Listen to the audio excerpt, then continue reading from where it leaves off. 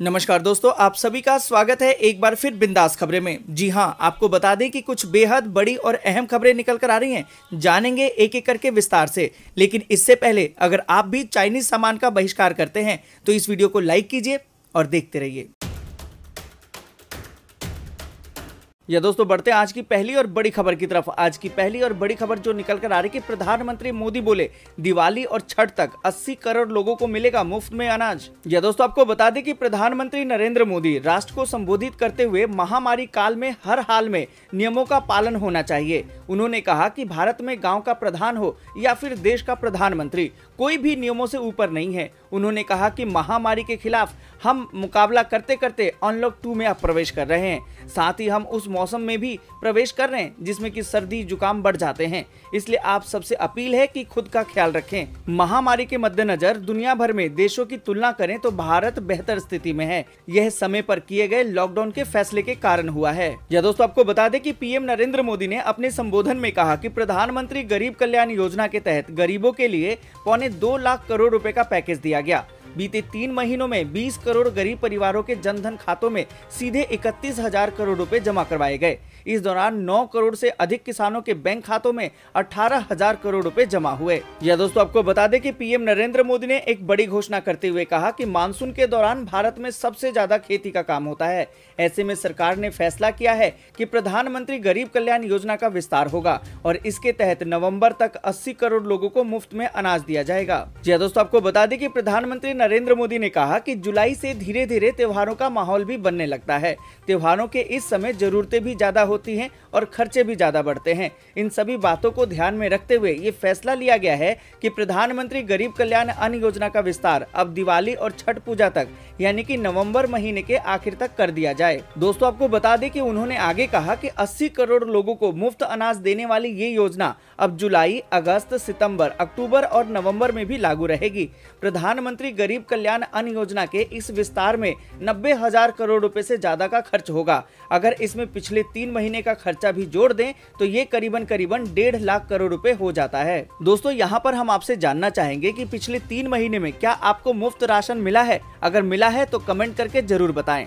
और साथ ही दोस्तों, मोदी जी ने जो ऐलान किया है उसके बारे में आप क्या सोचते हैं, इसे भी कमेंट करके जरूर बताएं। साथ ही दोस्तों, आपको बता दें कि पीएम नरेंद्र मोदी ने कहा कि पूरे भारत के लिए एक राशन कार्ड की व्यवस्था भी हो रही है, यानी कि एक राष्ट्र एक राशन कार्ड। इसका सबसे बड़ा लाभ उन गरीब साथियों को मिलेगा जो रोजगार या दूसरी आवश्यकताओं के लिए अपना गांव छोड़कर कहीं और जाते हैं। दोस्तों, आगे बढ़ने से पहले वीडियो को लाइक और शेयर जरूर कर दें, क्योंकि आपका एक छोटा सा लाइक हमारी मेहनत का फल होता है। और इसी के साथ बढ़ते हैं अगली बड़ी खबर की तरफ। अगली बड़ी खबर जो निकल कर आ रही कि पीएम नरेंद्र मोदी के भाषण पर बोले अवैसी, कहा कि चीन पर बोलना था, चना बोल गए, ईद भी भूले। यह दोस्तों, आपको बता दें कि प्रधानमंत्री नरेंद्र मोदी ने मंगलवार को देश को संबोधित किया। इसमें खास फोकस महामारी और लॉकडाउन पर रहा। हालांकि कयास लगाए जा रहे थे कि चीन के मुद्दे पर भी प्रधानमंत्री कुछ बोल सकते हैं। संबोधन में चीन का जिक्र न होने से AIMIM के सांसद अवैसी ने प्रधानमंत्री नरेंद्र मोदी पर निशाना साधा। अवैसी ने कहा कि आज चीन पर बोलना था, बोल गए चने पर। यह दोस्तों, आपको बता दें कि ट्विटर हैंडल पर PMO इंडिया को टैग करते हुए अवैसी ने लिखा कि आज चीन पर बोलना था, बोल गए चने पर। दरअसल इसी की जरूरत भी थी, क्योंकि आपने अनियोजित लॉकडाउन में कई लोगों को भूखा छोड़ दिया है। त्योहारों को लेकर भी अवैसी ने प्रधानमंत्री मोदी के संबोधन पर निशाना साधा। अवैसी ने कहा कि आपने आगामी महीने में पड़ने वाले कई पर्व और त्योहारों का नाम लिया, लेकिन बकरीद को भूल गए। चलिए फिर भी आपको पेशगी में ईद मुबारक। दोस्तों, इसी के साथ बढ़ते हैं अगली बड़ी खबर की तरफ। अगली बड़ी खबर जो निकल कर आ रही कि भारत में 59 ऐप बैन होने से चिंतित हो गया है चीन, कहा कि मामले की जानकारी ले रहे हैं। दोस्तों, आपको बता दें कि भारत ने 59 चीनी ऐप को बैन किए जाने पर चीन के विदेश मंत्रालय ने चिंता जाहिर की है। आपको बता दें कि चीनी विदेश मंत्रालय के प्रवक्ता ने कहा कि इस पूरे मसले पर चीन बहुत ही चिंतित है और पूरे मामले की जानकारी ली जा रही है। आपको बता दें कि गौरतलब है कि कल ही मोदी सरकार ने टिकटॉक समेत 59 चीनी ऐप पर बैन लगा दिया था। या दोस्तों, आपको बता दें कि चीनी विदेश मंत्रालय ने कहा कि हम इस बात पर जोर देना चाहते हैं कि चीनी सरकार हमेशा चीनी व्यवसायों को अंतर्राष्ट्रीय और स्थानीय कानूनों और विनियमों का पालन करने के लिए कहती है। भारत सरकार के पास चीनी निवेशकों सहित अंतर्राष्ट्रीय निवेशकों के कानूनी अधिकारों को बनाए रखने की जिम्मेदारी है।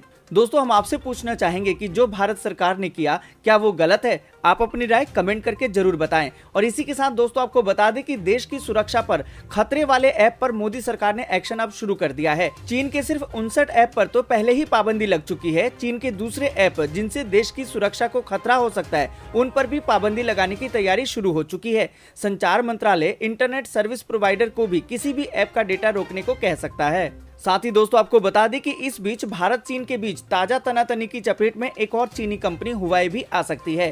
हुआई भारत में 5G सेवाओं का एक प्रमुख दावेदार है। इसी के साथ दोस्तों बढ़ते हैं अगली बड़ी खबर की तरफ। अगली बड़ी खबर जो निकल कर आ रही कि पीएम नरेंद्र मोदी ने वैक्सीन वितरण की कार्य योजना तैयार करने के दिए हैं निर्देश। जानिए किनको दी जाएगी प्राथमिकता।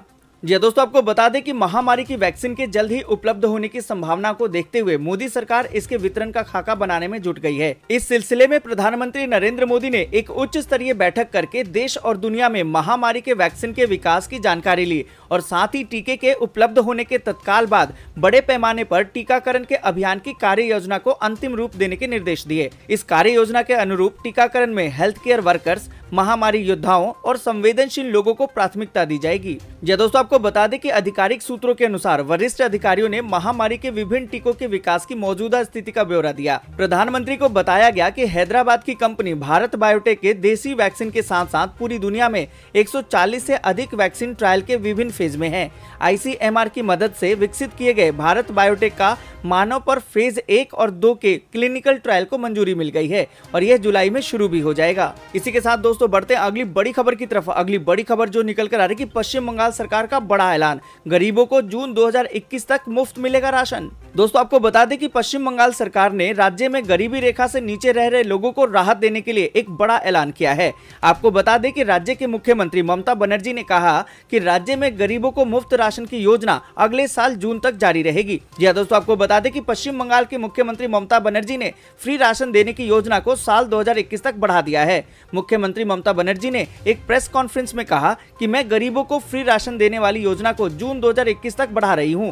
उन्होंने केंद्र सरकार से अपील की है कि केंद्र सरकार को पूरी जनता को फ्री में राशन देना चाहिए। दोस्तों आपको बता दें कि प्रधानमंत्री की घोषणा के फौरन बाद ममता बनर्जी ने भी अपने राज्य में इस योजना को अगले 1 साल के लिए बढ़ाने का ऐलान किया। साथ ही दोस्तों आपको बता दें कि ममता बनर्जी ने राज्य में अनलॉक 2 के नए दिशा निर्देश जारी करते हुए कहा कि सरकार सुबह 5:30 बजे से 8:30 बजे तक मॉर्निंग वॉक की परमिशन दे रही है। इस दौरान लोगों को सोशल डिस्टेंसिंग का ध्यान रखना होगा। दोस्तों आपको बता दें कि तृणमूल सरकार ने सामाजिक समारोह में भी लोगों की संख्या बढ़ाने की बात कही है। उन्होंने कहा कि शादियों में 50 और श्राद्ध में 25 लोगों के इकट्ठा होने की परमिशन होगी। दोस्तों वीडियो में जरूरी खबरें और महत्वपूर्ण जानकारियां अभी बाकी हैं, जिसका सीधा असर आपकी जिंदगी पर पड़ता है, इसलिए वीडियो को अंत तक जरूर देखें। और इसी के साथ बढ़ते हैं अगली बड़ी खबर की तरफ। अगली बड़ी खबर जो निकल कर आ रही कि पाकिस्तानी पीएम इमरान खान ने संसद में कहा कि भारत से हम बच गए। यह दोस्तों आपको बता दें कि पाकिस्तान के प्रधानमंत्री इमरान खान ने मंगलवार को संसद में भाषण के दौरान भारत के खिलाफ बेबुनियाद आरोप लगाए। अब पाकिस्तान के प्रधानमंत्री इमरान खान ने कहा कि इसे लेकर कोई संदेह नहीं है कि मंगलवार को पाकिस्तान स्टॉक एक्सचेंज पर हुए घटना के पीछे भारत का हाथ है। यह दोस्तों आपको बता दें कि 2008 के मुंबई हमले का जिक्र करते हुए पाकिस्तानी पीएम ने कहा कि जो मुंबई में हुआ वे उसे कराची में दोहराना चाहते थे, वे अनिश्चितता फैलाना चाहते थे। निसंदेह ये काम भारत का ही है। दोस्तों आपको बता दें कि इमरान खान ने इस घटना के दौरान शहीद हुए एक पुलिस सब इंस्पेक्टर और 3 सिक्योरिटी गार्ड्स को पाकिस्तान का हीरो करार दिया। इमरान ने भारत पर बिना किसी आधार के आरोप लगाते हुए कहा कि भारत ने हमें अस्थिर करने के लिए योजना बनाई थी, लेकिन जवानों ने कुर्बानियां देकर बड़ी अनहोनी से बचा लिया। दोस्तों आपको बता दें कि पाकिस्तान जो कह रहा है उसमें कितनी सच्चाई है ये तो सभी जानते हैं। इस पूरी खबर पर आप अपनी राय कमेंट करके जरूर बताएं। और इसी के साथ दोस्तों बढ़ते हैं अगली बड़ी खबर की तरफ। अगली बड़ी खबर जो निकल कर आ रही कि दिल्ली की अनाधिकृत कॉलोनियों में स्थित प्रॉपर्टी पर आयकर में छूट मिलेगा। या दोस्तों आपको बता दें कि दिल्ली की अनाधिकृत कॉलोनियों में घर या जमीन खरीदने वालों को सरकार की तरफ से बड़ी राहत का ऐलान किया गया है। आपको बता दें कि सरकार ने घर या जमीन मालिक को आयकर में छूट देने का ऐलान कर दिया है। ये छूट उस स्थिति में मिलेगी जहां खरीद बाजार मूल्य से कम पर हुई हो। इन अनाधिकृत कॉलोनियों को पिछले साल ही नियमित करने का ऐलान किया गया था। नियमित किए जाने से इन कॉलोनियों में रह रहे लोगों को अपनी घर या जमीन के कानूनी अधिकार मिल गए हैं। दोस्तों आपको बता दें कि दरअसल अनाधिकृत होने की वजह से कई घर मालिकों ने इन कॉलोनी में बाजार मूल्य या सर्किल रेटों से कम कीमत पर प्रॉपर्टी खरीदी थी। अब सरकार ने इन मकान खरीदारों को आयकर में छूट दे दी है। अगर छूट नहीं मिलती तो बाजार मूल्य खरीद मूल्य के अंतर के आधार पर इन मकान मालिकों को टैक्स चुकाना पड़ता। दोस्तों इसी के साथ बढ़ते हैं अगली बड़ी खबर की तरफ। अगली बड़ी खबर जो निकल कर आ रही कि नेपाल के पीएम ओली की बड़ी मुश्किलें, पार्टी प्रमुख प्रचंड ने मांगा इस्तीफा। या दोस्तों आपको बता दें कि नेपाल के पूर्व प्रधानमंत्री और कम्युनिस्ट पार्टी के अध्यक्ष पुष्प कमल दहल प्रचंड ने प्रधानमंत्री केपी ओली से इस्तीफा मांगा है। आपको बता दें कि पुष्प कमल दहल प्रचंड ने कहा कि प्रधानमंत्री का इस्तीफा दिल्ली ने नहीं मांगा, मैंने मांगा है। ओली ने इससे पहले अपनी सरकार गिराने की कोशिश करने पर भारत पर आरोप लगाया था, जिसके बाद पुष्प कमल दहल प्रचंड का यह बयान सामने आया है। जी दोस्तों आपको बता दें कि नेपाल के प्रधानमंत्री केपी शर्मा ओली भारत के खिलाफ गलत बयानबाजी करके खुद ही अपनी पार्टी में फंस गए। ओली ने भारत पर अपनी सरकार को गिराने और प्रधानमंत्री पद से हटाने के लिए भारत और भारत की मीडिया और भारतीय दूतावास पर आरोप लगाया था। दोस्तों इसी के साथ बढ़ते हैं मौसम की जानकारी लेते हैं कि बारिश के लिए 3 दिन और करना होगा इंतजार। 3 जुलाई के बाद सक्रिय होगा मानसून। या दोस्तों आपको बता दें कि पहले जहां 30 जून के बाद मानसून के सक्रिय होने की बात थी, वहीं अब हवाओं का रुख बदलने से इसमें देरी हो गई है। आपको बता दें कि मानसून की हवा अभी भी कमजोर ही है, जिससे प्रदेश में गर्मी बढ़ने के साथ उमस में भी इजाफा हुआ है। चौधरी चरण सिंह हरियाणा कृषि विश्वविद्यालय के कृषि मौसम विज्ञान विभाग के अध्यक्ष डॉक्टर मदन खीचड़ ने बताया कि आगामी 2 दिन हरियाणा में कुछ स्थानों पर हल्की बारिश हो सकती है, मगर मानसून को पूरी तरह से सक्रिय होने में अभी 3 से 4 दिन का समय लगेगा। दोस्तों आपको बता दें कि बंगाल की खाड़ी की तरफ से उठी मानसून की हवा उत्तर प्रदेश में बारिश करते हुए दिल्ली और हरियाणा में मंगलवार तक दाखिल होगी, मगर इन्हें पूरी तरह से सक्रिय होने में 3 से 4 दिन का समय लग जाएगा। दोस्तों इसी के साथ बढ़ते हैं अगली बड़ी खबर की तरफ। अगली बड़ी खबर जो निकल कर आ रही कि हर महीने चाहिए 10,000 रुपए की पेंशन, तो इस सरकारी स्कीम में करें निवेश, बस इस डॉक्यूमेंट से बनेगी बात। जी दोस्तों आपको बता दें कि अगर आप माँ बाप के बुढ़ापे को सिक्योर बनाना चाहते हैं तो प्रधानमंत्री वय वंदना योजना आपके लिए एक बेहतर ऑप्शन है। इस योजना में एक मुश्त पैसा देकर आप प्रति माह 10,000 रुपए तक की मासिक पेंशन पा सकते हैं। हाल ही में केंद्र सरकार ने इस स्कीम की डेडलाइन को बढ़ाकर 31 मार्च 2023 कर दिया है। दोस्तों आपको बता दें कि इस स्कीम को लेने के लिए आपको एक आवेदन फॉर्म फिल करना होगा। इसमें सभी जरूरी जानकारी भरनी होगी, साथ ही डॉक्यूमेंट भी जमा कराने होंगे। सीनियर सिटीजन ऑनलाइन भी स्कीम में निवेश कर सकते हैं। इसके अलावा ऑफिशियल साइट से आप इसे ऑनलाइन भी खरीद सकते हैं। दोस्तों आपको बता दें कि इसमें पैन कार्ड की कॉपी चाहिए। इसके अलावा एड्रेस प्रूफ के लिए आधार या फिर पासपोर्ट की कॉपी चाहिए। साथ ही बैंक पासबुक के पहले पेज की कॉपी चाहिए, जिसमें कि अकाउंट होल्डर को पेंशन ट्रांसफर की जाएगी। दोस्तों आपको बता दें कि योजना में निवेश करने के 10 साल के बाद पेंशन के अंतिम भुगतान के साथ ही जमा राशि भी वापस लौटा दी जाती है। आप मासिक, तिमाही, छमाही या फिर सालाना आधार पर पेंशन ले सकते हैं। ये दोस्तों बढ़ते हैं अगली बड़ी खबर की तरफ। अगली बड़ी खबर जो निकल कर आ रही है, स्पेशल ट्रेनों के लिए तत्काल टिकट बुकिंग की सुविधा शुरू, ट्रेन यात्रियों के लिए बड़ी खबर। ये दोस्तों आपको बता दें कि देश में अनलॉक 2 के बीच भारतीय रेलवे ने रेल यात्रियों को बड़ी राहत दी है। रेलवे ने 29 जून से सभी 230 विशेष ट्रेनों के लिए तत्काल टिकटों की बुकिंग बहाल कर दी है।